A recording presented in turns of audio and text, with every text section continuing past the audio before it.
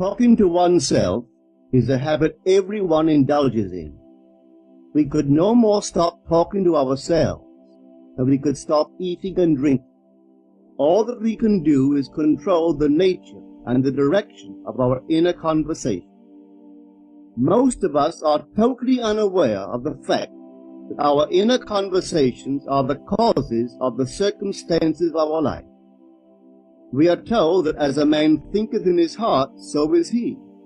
But do we know that man's thinking follows the tracks laid down in his own inner conversation?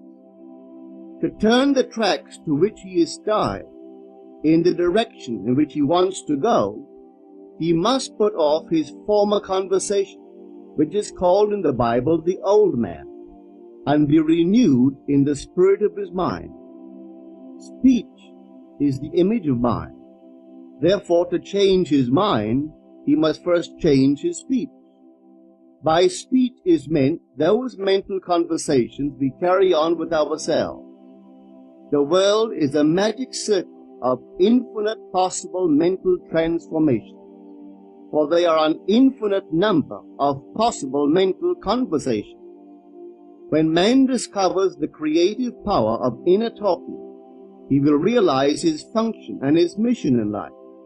Then he can act to a purpose. Without such knowledge, he acts unconsciously. Everything is a manifestation of the mental conversations which go on in us without our being aware of. But as civilized beings, we must become aware of and act with a purpose. A man's mental conversations attracts his life.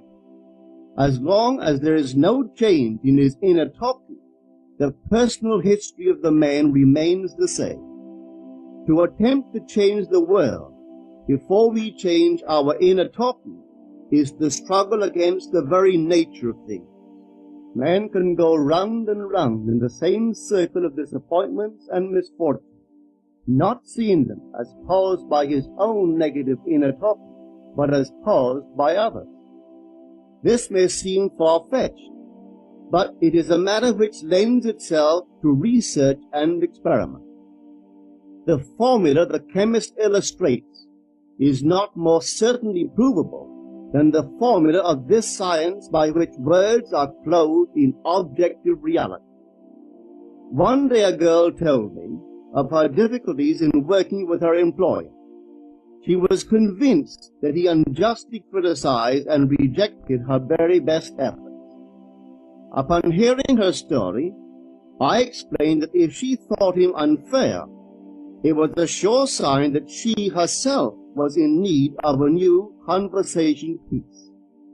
There was no doubt but that she was mentally arguing with her employer, for others only echo that which we whisper to them in secret. She confessed that she argued with him mentally all day long. When she realized what she had been doing, she agreed to change her inner conversations with her employer. She imagined that he had congratulated her on her fine work, and that she, in turn, had thanked him for his praise and kindness. To her great delight, she soon discovered that her own attitude was the cause of all that befell her. The behavior of her employer reversed itself. It echoed, as it had always done, her mental conversations with him. I rarely see a person alone without wondering to what conversation piece is he tied. On what mysterious track is he walking? We must begin to take life consciously, for the solution of all problems lies just in this. The second man, the Lord from heaven in all of us, is trying to become self-conscious in the body, that he may be about his Father's business. What are his labors? To imitate his Father, to become master of the Word, master of his inner talk, that he may mold this world of ours into a likeness with the kingdom of love. The prophet said, "Be ye imitators of God as dear children." How would I imitate God? Well, we are told that God calls things that are not seen as though they were seen, and the unseen become seen. This is the way the girl called forth praise and kindness from her employer. She carried on an imaginary conversation with her employer from the premise that he had praised her well, and he did. Our inner conversations represent in various ways the world we live in. Our individual worlds are self-revelations of our own inner speech. We are told that every idle word that men shall speak, they shall give account thereof. For by their words they shall be justified, and by their words they shall be condemned. We abandon ourselves to negative inner talking, yet expect to retain command of life. Our present mental conversations do not recede into the past as man believes. They advance into the future to confront us as wasted or invested words.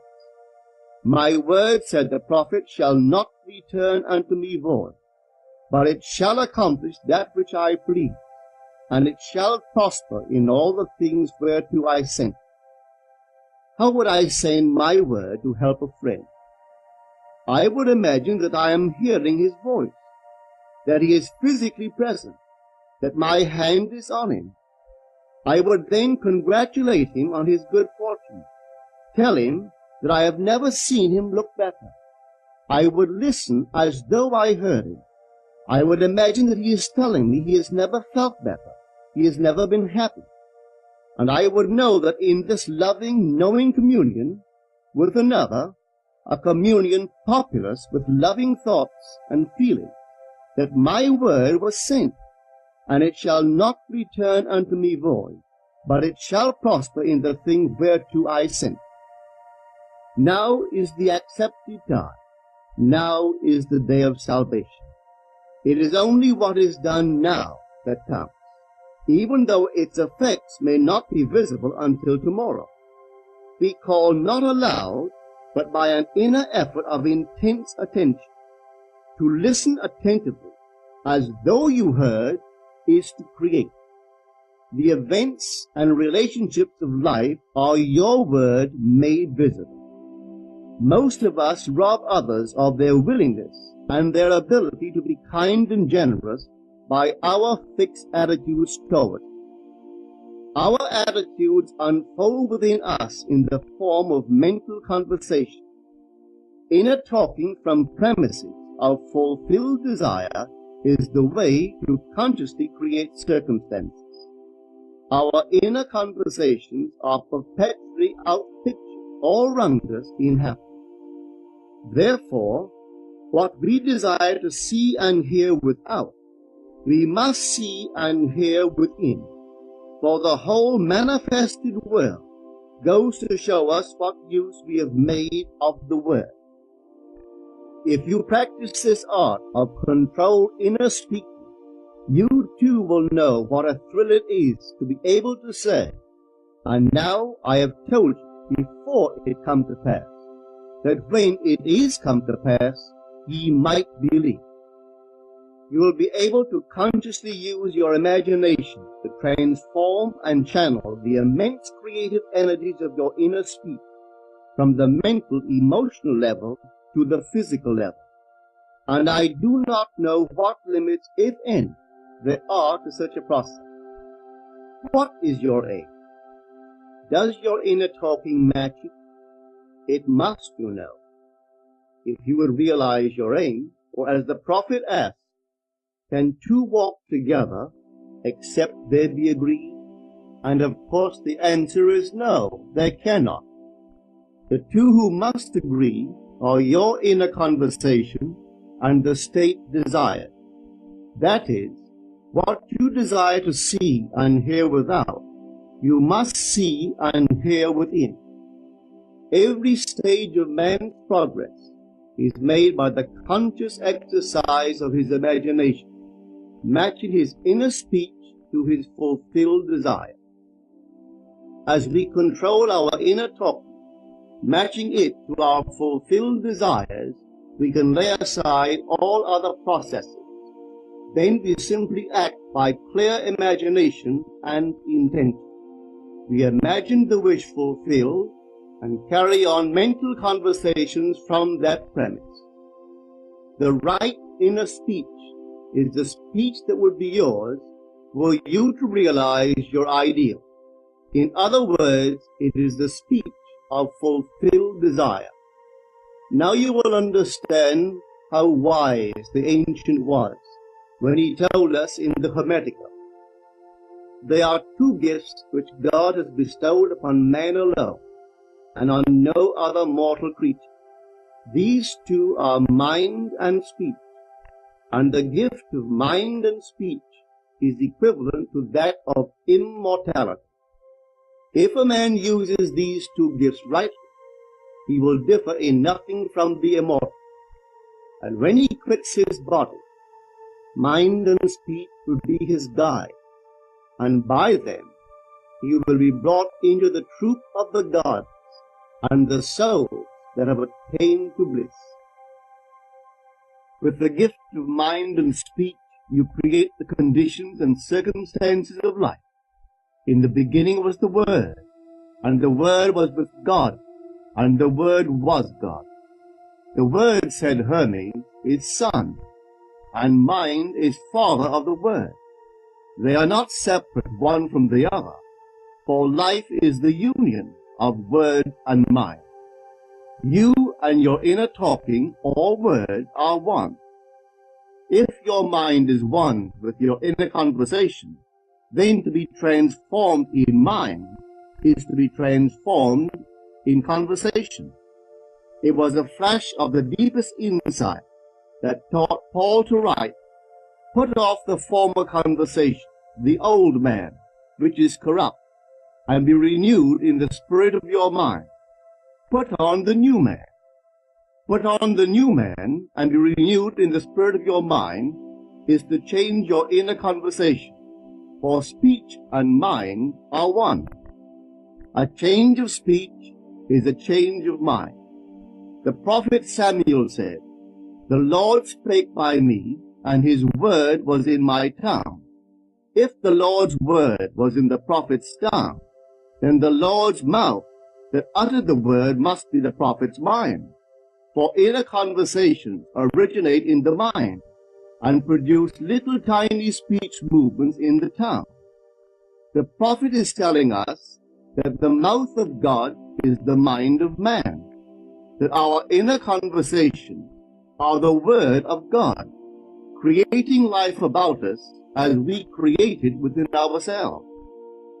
In the Bible you are told that the word is very near to you, in your mouth and in your heart, that you may do it. See, I have set before you this day life and good, death and evil, blessings and curses. Choose life. The conditions and circumstances of life are not created by some power external to yourself. They are the conditions which result from the exercise of your freedom of choice, your freedom to choose the ideas to which you will respond. Now is the accepted time.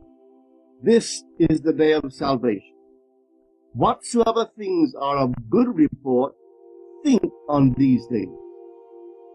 For your future will be formed by the word of God, which is your present inner talk. You create your future by your inner conversation. The worlds were framed by the word of God, that is your inner talk. See yonder field, the sesamum was sesame, the corn was corn, the silence and the darkness knew. So is a man's faith born. For ends run true to origin. If you will reach success, you must plant success. The idea in your mind, which starts the whole process going, is the idea which you accept as true. This is a very important point to grasp, for truth depends upon the intensity of imagination, not upon facts. When the girl imagined that her employer was unfair, his behavior confirmed her imagination. When she changed her assumption of it, his behavior reflected the change, proving that an assumption, though false, if persisted in, will harden into fact. The mind always behaves according to the assumption with which it starts. Therefore, to experience success, we must assume that we are successful. We must live wholly on the level of the imagination itself, and it must be consciously and deliberately undertaken. It does not matter if, at the present moment, external facts deny the truth of your assumption. If you persist in your assumption, it will become a fact. Signs follow. They do not precede. To assume a new concept of yourself is, to that extent, to change your inner talking or word of God, and is therefore putting on the new man. Our inner talking, though unheard by others, is more productive of future conditions than all the audible promises and threats of men. Your ideal is waiting to be incarnated, but unless you yourself offer it human parentage, it is incapable of birth. You must define the person you wish to be, and then assume the feeling of your wish fulfilled, in faith that that assumption will find expression through you. The true test of religion is in its use, but men have made it a thing to defend. It is to you that the words are spoken. Blessed is she that believes, for there shall be an accomplishment of those things which are spoken unto her from the Lord. Just try. Conceive yourself to be one that you want to be, and remain faithful to that conception. For life here is only a training ground for image making. Try it and see if life will not shape itself on the model of your imagination. Everything in the world bears witness of the use or misuse of man's inner talking. Negative inner talking, particularly evil and envious inner talking, are the breeding ground of the future battlefields and penitentiaries of the world. Through habit, man has developed a secret affection for these negative inner conversations. Through them, he justifies failure, criticizes his neighbor, gloats over the distress of others, and in general, pours out his venom on all. Such misuse of the word perpetuates the violence of the world. The transformation of self requires that we meditate on a given phrase, a phrase which implies that our ideal is realized, and inwardly affirm it over and over and over again until we are inwardly affected by its implication, until we are possessed by it. Hold fast to your noble inner conviction or conversation. Nothing can take them from you but yourself. Nothing can stop them from becoming objective facts. All things are generated out of your imagination by the word of God, which is your own inner conversation. And every imagination reaps its own words which it has inwardly spoken. The great secret of success is a controlled inner conversation from premises of fulfilled desire. The only price you pay for success is the giving up of your former conversation, which belongs to the old man, the unsuccessful man. The time is ripe for many of us to take conscious charge in creating heaven on earth. To consciously and voluntarily use our imagination to inwardly hear and say only that which is in harmony with our ideal is actively bringing heaven to earth. Every time we exercise our imagination lovingly on behalf of another, we are literally mediating God to that one. always use your imagination masterfully, as a participant, not an onlooker. In using your imagination to transform energy from the mental, emotional level to the physical level, extend your senses. Look and imagine that you are seeing what you want to see, that you are hearing what you want to hear, and touching what you want to touch. Become intensely aware of doing so. Give your imaginary state all the tones and feeling of reality. Keep on doing so until you arouse within yourself the mood of accomplishment and the feeling of relief. This is the active, voluntary use of the imagination, as distinguished from the passive, involuntary acceptance of appearance. It is by this active, voluntary use of the imagination that the second man, the Lord from heaven, is awakened in man.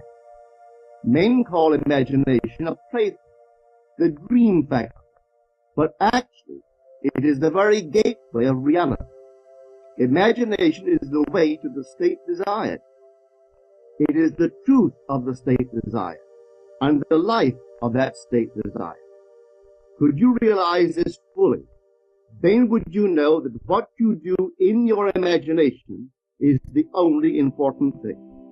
Within the circle of our imagination, the whole drama of life is being enacted over and over again. Through the bold and active use of the imagination, we can stretch out our hand and touch a friend 10,000 miles away and bring health and wealth to the parched lips of his being. It is the way to everything in the world. How else could we function beyond our fleshly limitations? But imagination demands of us a fuller living of our dreams in the present. Through the portals of the present, the whole of time must pass. Imagine elsewhere as here, and then as now. Try it and see. You can always tell if you've succeeded in making the future dream a present fact by observing your inner thought. If you are inwardly saying what you would audibly say, were you physically present and physically moving about in that place, then you have succeeded. And you could prophesy from these inner conversations and from the mood which they awaken within you what your future will be. For one power alone makes a prophet, imagination, the divine vision. All that we meet is our word made visible, and what we do not now comprehend is related by affinity to the unrecognized forces of our own inner conversation and the moods which they arouse within us. If we do not like what is happening to us, it is a sure sign that we are in need of a change of mental diet. For man, we are told, lives not by bread alone, but by every word that proceeds from the mouth of God. And having discovered the mouth of God to be the mind of man, a mind which lives on words or inner talking, we should feed into our mind only loving, noble thoughts. For with words or inner talking, we build our world. Let love's lordly hand raise your hunger and thirst to all that is noble and of good report, and let your mind starve